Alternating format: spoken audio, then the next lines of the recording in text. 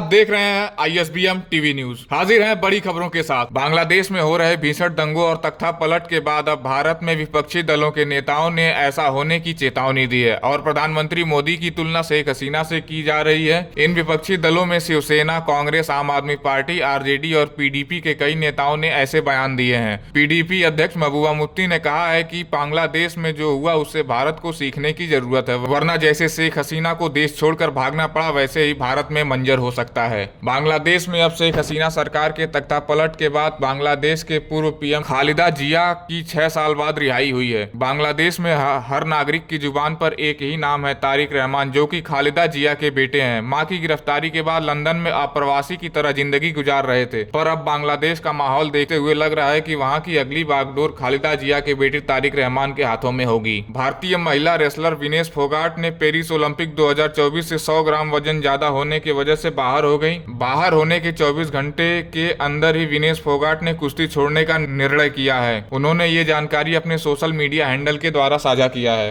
वक्फ bill 2013 में संशोधन को लेकर सरकार ने 40 संशोधनों का ऐलान किया है। फिलहाल इसमें क्या बदलाव होगा इसकी कोई जानकारी नहीं है। वक्फ बिल संशोधन को लेकर जमीयत उमला-ए-हिंद के अध्यक्ष मौलाना अरशद मदनी ने अपनी चिंता व्यक्त करते हुए कहा है कि केंद्र सरकार वक्फ संपत्तियों की स्थिति और स्वभाव को बदलकर वक्फ बिल 2013 के संशोधन को लेकर सरकार ने 40 संशोधनों का ऐलान किया है। फिलहाल इनमें क्या बदलाव होगा इसकी कोई जानकारी नहीं है। वक्फ बिल संशोधन को लेकर जमीयत उमला-ए-हिंद के अध्यक्ष मौलाना अरशद मदनी ने अपनी चिंता व्यक्त करते हुए कहा है कि केंद्र सरकार वक्फ संपत्तियों की स्थिति और स्वभाव को बदल देना चाहती है ताकि उन पर कब्जा करना आसान हो जाए, पर मुसलमान हर नुकसान बर्दाश्त कर सकता है पर अपनी शरीयत से छेड़छाड़ नहीं। उत्तर प्रदेश के अलीगढ़ में डॉक्टरों की बड़ी लापरवाही का मामला सामने आया है, जिसमें एक महिला गर्भवती थी। उसके ऑपरेशन के दौरान महिला के पेट में ही तौलिया छोड़ दिया, जिसके कुछ देर बाद महिला ने पेट दर्द होने की शिकायत की। दोबारा जांच के दौरान पता चला कि पेट में तौलिया छूटा है। फिलहाल दोबारा ऑपरेशन कर महिला के पेट से तौलिया निकाल लिया गया है, पर इस मामले को लेकर परिजनों ने हंगामा कर दिया और CMO से शिकायत कर दी, जिसके बाद CMO ने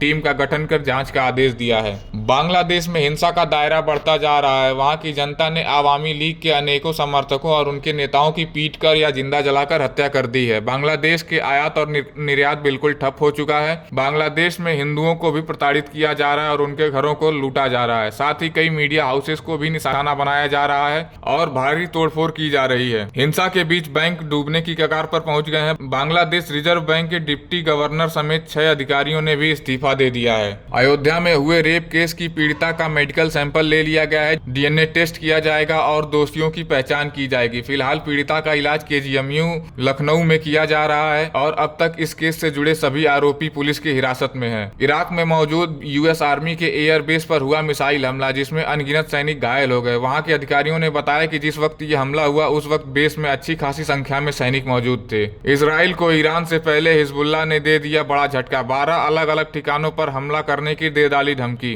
हिजबुल्लाह के नेता नसरल्लाह ने कैमरे पर आकर कहा कि हमले का प्लान रेडी है, 30 मिनट में होगा यह ऑपरेशन, जिसमें हिजबुल्लाह के लड़ाके करेंगे भयंकर हमला। दरअसल उन्होंने ये हमला इजराइल की हथियार बनाने वाली फैक्ट्रियों पर करने को कहा है और केमिकल फैक्ट्रियों पर करने को कहा है, साथ ही अन्य जगहों पर भी करने को कहा है। हिजबुल्लाह के नेता नसरल्लाह ने कहा है कि ये हमला हिजबुल्लाह, ईरान और हुती साथ मिलकर करेंगे। भारत के लिए एक बड़ी राहत। कनाडा में मारा गया भारत का दुश्मन राहत राव। राहत राव लंबे समय से खालिस्तानी आतंकियों की मदद कर रहा था और इससे पहले ISI के लिए भी काम कर चुका है और कई भारत विरोधी प्रदर्शनों में भी शामिल था। राहत राव को अज्ञात हमलावर ने मारकर आग के हवाले कर दिया, जिससे हालत गंभीर होने की वजह से राहत राव की मौत हो गई। और अधिक जानकारी के लिए देखते रहिए ISBM टीवी न्यूज। साथ ही वीडियो को लाइक और चैनल को सब्सक्राइब करें तथा बेल आइकन दबाना ना भूलें ताकि वीडियोस की अपडेट आपको मिलती रहे। धन्यवाद।